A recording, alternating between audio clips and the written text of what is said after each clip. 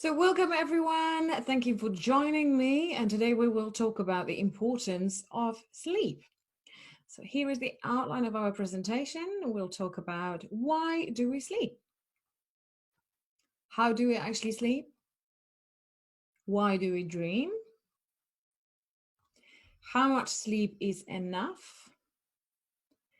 Correlation between sleep and food, and problems with sleeping and some suggestions, and some interesting facts. So, did you know that we spend about a third of our life asleep? So sleep is essential function that allows our body and mind to recharge. It's leaving you refreshed and alert when you wake up. So healthy sleep also helps the body remain healthy and fight all the diseases. So without enough of sleep, our brain cannot function properly. And scientific research makes it clear that sleep is essential for any age, at any age. Sleep powers the mind, restores the body, and fortifies virtually every system in our body. So why do we sleep? We sleep to rejuvenate our brain. And thanks to sleep, we have memory consolidation while we sleep. It helps with creativity. It helps to detoxify our body, and sleep also helps our mood reorientation. You know, when you sometimes wake up and you're a little bit groggy because you slept too much or you not slept enough.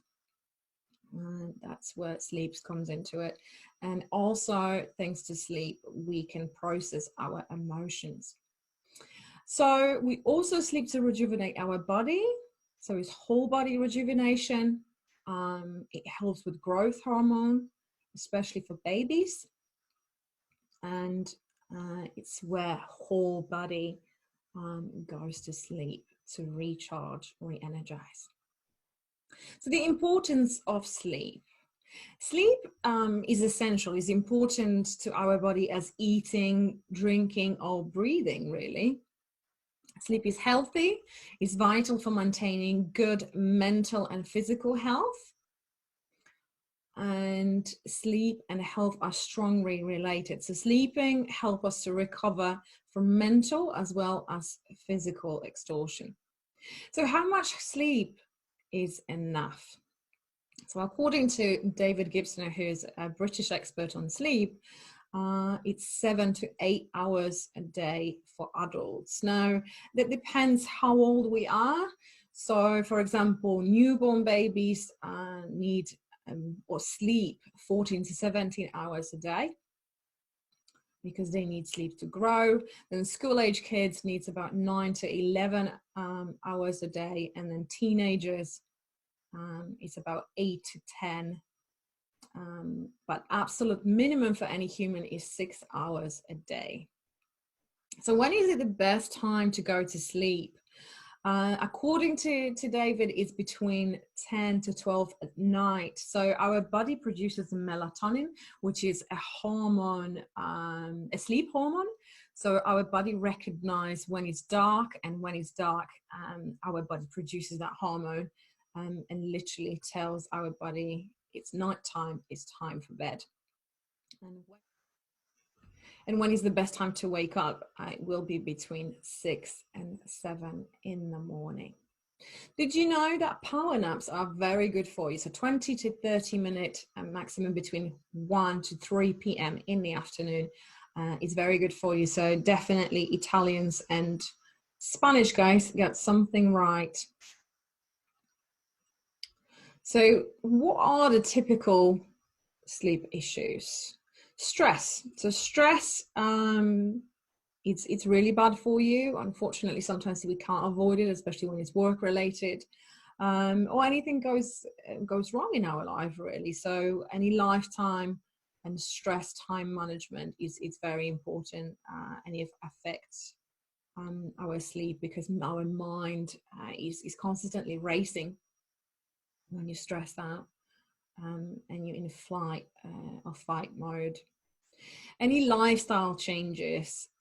So if you, again, stressing because you're moving, because things changing in your life, because you're changing jobs or anything happened in your life, maybe you just came out from a relationship, anything like that, you know, can affect your sleep. Even when drinking coffee or anything like that, drinking alcohol, coffee, obviously, it's not good before bed, or maybe in the evening because of the caffeine, and it keeps us awake. But then alcohol, we have this false impression that alcohol actually helps you sleep. It doesn't, because you're not sleeping well. The quality of your sleep, it's not great. And it makes you dehydrated, so it's not good for you. Lack of exercise, it's another one.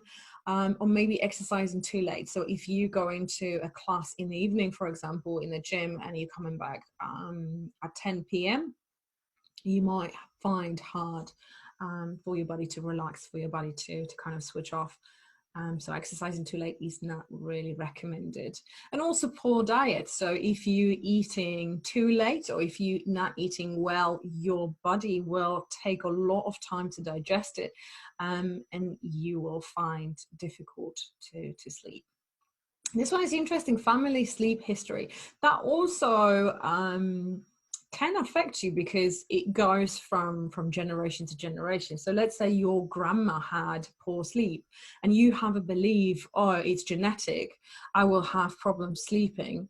Or maybe your grandma used to take sleep tablets, sleeping pills, and your mom did, and you know, it's only natural for you to have the same habit, and maybe assume that you have sleep problems because maybe women, or maybe people in you know, your family had some sleeping issues, and just because you have that belief, that could affect your sleeping.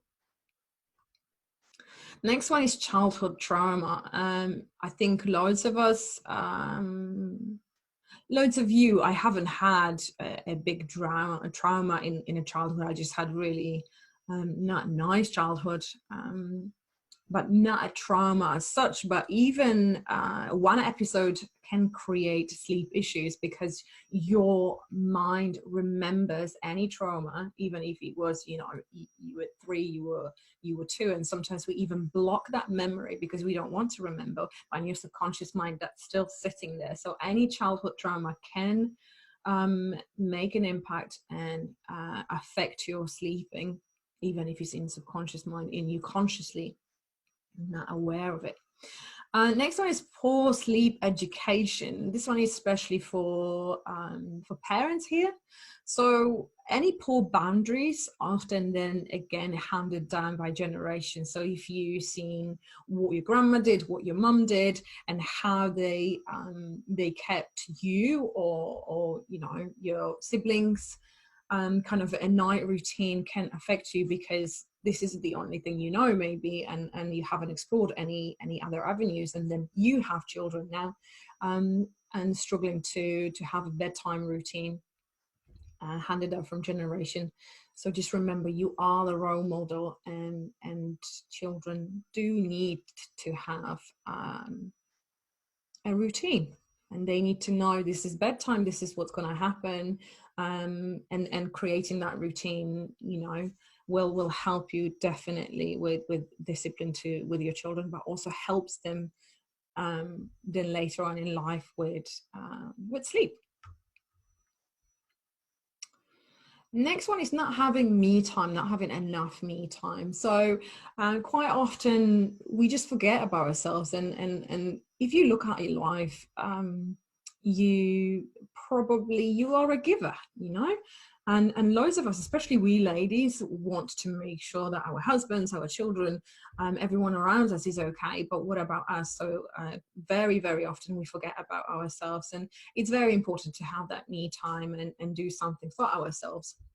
If you like reading, read a little bit. It doesn't have to be a book a day. It can be a couple, you know, maybe 2 chapters or something like that, but it gives you that feeling, this is me time, and gives you that you know, you're doing something for yourself. So whatever you like, Linda was saying before, knitting is her thing. Sharon was talking about flowers. You know, find your own thing, and it created a little bit of ritual, created a little bit of me time, so your body and mind recognizes that that you're caring for yourself. Next one is kind of a little bit related as well. So not feeling I'm not enough. This one is interesting because that sits underneath almost all sleep issues. So health and happiness is not prioritized or even considered as a goal in daily living, will have a massive impact in your sleeping patterns, and give you some issues with sleeping. So how do we actually sleep? So we actually sleep, we don't sleep in hours, but we sleep in 90-minute cycles. And I will show you how that looks like. So when you're trying to fall asleep, you just lay in there and you're just like drifting off. That's the stage one, that's the light sleep. And that is about 5% of our sleep. Then the stage 2 is still in light sleep, but it's information processing, that our mind starting processing the information, starting processing what just happened during the day. And that's about 40 to 50% of our sleep. Then stage 3 and 4, when we get into that deep sleep, deep, nice, juicy sleep. And that's also when it happens, the production of growth hormone, and all our cells replenish, and that rejuvenation of our body. And that's about 20% of our sleep. And the last one is REM, that's rapid eye movement. And that's what happens in hypnosis. And that's when we dream. And that is very, very good for us, very juicy. And I will tell you why the dreaming is so important and so vital for us. And that acquires about 20 to 25% of sleep. So this is just 90 minutes block. Okay, so we go through the night during maybe 4 to 5 those 90 minutes cycles. So why is it, you know, when we sometimes more we sleep, the more tired we feel. And sometimes you ask yourself, hold on a second, I slept a lot more, I slept 10 hours, but why am I so groggy? Why am I not rested, right? So it's the hardest to wake up from sleep cycles 3 and 4. So that's the deep sleep, like we just gone for. So if you sleep more than you need, you're probably going to wake up from that later sleep cycle, meaning you feel groggy. So you waking up from that cycle 3 to 4, even if you slept more, but it wasn't the quality. So because you waking up not after dreaming, not after REM, but you waking up between cycle 3 and 4 when in that deep sleep, and that's what makes you feel groggy. So what can help for poor sleep? So health is very important. So when you can't sleep, it affects your mind, affects your body, and you become irrational. So it's very important to get any health concerns. And if you're struggling to sleep, please do speak to your doctor, to your physician. I always say that I'm not a doctor, I'm not a physician, so I would never recommend any medication, and I would never recommend to stopping any medication. That's your doctor's job. So if you are struggling, definitely have a conversation with your doctor rather than just taking maybe sleeping tablets behind the counter without prescription, because that's not good for you either. And I'm a big advocate of holistic ways and healthy ways rather than medication. But again, like I said, just go back to your doctor if there is anything concerning. So attitude. So it's the easiest for us to get to sleep when you're able to relax, when you know this is the time for sleep, this is a time for relax, there is nothing else that you need to do right now. But sometimes, again, that's difficult because your mind is racing, your mind is going through everything what happened during the day, and especially you know, if you not in a good place, if you're going through depression, if you're going through anxiety, if you're going through all these things and you're constantly thinking, it might be difficult for you to get sleep. And again, going back to breathing techniques, that helps you out, and we will elaborate on the breathing techniques. Meditation, I find if I don't meditate in the evening or in the morning, I am all over the place. So even 5-6 minutes in the evening, I do plan and record you a meditation for the morning and the evening, so you have something to fall back on, and it definitely helps me. Relaxation, you know, relaxing your body, just commanding your body, even in your mind, saying, take a deep breath in, breathe out, and tell your mind, tell your body, it's time to relax now, it's time for bed. It's so simple, might sound silly, but it does work. It does work. So you're just giving your body signals that it's time for rest. So the next one is environment. So environment, where you sleep is very important. So it's important to make sure that your bedroom is clean, that your bed sheets are clean, that you air it all the time, that the air is fresh, and there isn't, you know, there isn't a lot of clutter going on. So if your bedroom, the bedroom is supposed to be just for sleeping or for sex. If it's for anything else, because maybe you just live in your bedroom or you're renting a bedroom and it's other stuff, just make sure that there is no clutter. So when you fall asleep, you know, you've got that calmness. Maybe put some candles around you, or maybe if there is any clothes or anything, just cover it, and make sure that your bedroom hasn't got any drastic colors, you know, orange, red, or anything like that, that is not so calm for the eye. So any kind of neutral colors or will calm your eye down. So that's very important as well, and something to think about. Next one is lifestyle. So again, sometimes it's the simplest thing that we forget. What we eat and what we drink will make a difference to our sleep. So if you have a big, massive meal, and maybe it's a lot of meat, which is very difficult to digest, and you eat that at, I don't know, 8-9 p.m, you have a lot of cheese with it or anything like that, and you're so heavy on your stomach, it will be so difficult for your body to relax because it's still digesting that. So it's very important to maybe not eat too late. And if you eat something for dinner, make sure that you're eating something lighter rather than so heavy for your body. Make sure you drink plenty of water. Water flushes down all the toxin. Water helps you digestion. Water helps you with loads of stuff. So I cannot stress enough that water is important to drink. And if you don't drink it, start now. Start little steps. I'm always about the little steps. Maybe just a glass a day, you know, and maybe next week you can improve and start drinking 2 glasses, and so on and build it up. So small things, small steps will make a big difference. So on average, we actually spend dreaming 6 years total time in whole our life. Isn't that crazy? So why dreaming is so important, and why do we dream? So dreams have huge significance to our emotional health.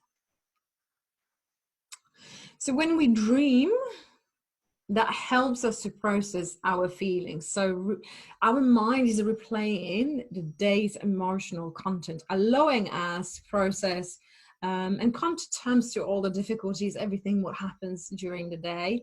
And it just settles our mind that everything is okay. I'm dealing with it. I dealt with it. I can relax now. And so it helps to come to terms with any difficulties or any trauma that happened during the day. So dreaming is hugely significant for in depression and PTSD, and most of us will not remember the dreams. So 70-80% of the dreams are forgotten, and that's quite natural, that's quite usual. But because dreaming helps you dealing with the emotions and digesting the emotions. That's why it helps with depression and post-traumatic stress disorder. Dreaming helps us to figure out our problems. So think about, there is a saying, sleep on it. Okay, it does actually work, because if you have a problem and if you go to bed, think about anything that happened in your life. If you turn back and think, actually, you know, when you have a problem and go to sleep, when you wake up, try to listen to your intuition, try to tune in with your intuition. How does it feel if I go this way? Or how does it make me feel if I go that way? And if you sleep on something, it will help you digest it, and it will help you to figure out what you want to do. Dreams also help us to review our memory, so refreshing our emotional balance mechanism. Very, very important for your mental health. So did you know that sleep deprivation will kill you faster than food deprivation? There was a documentary that someone stopped eating. They were just drinking water, and basically with the power of your mind, he went, literally, I kid you not, there is a documentary, you can find it, maybe I can find it somewhere and recommend it, what was the name of it.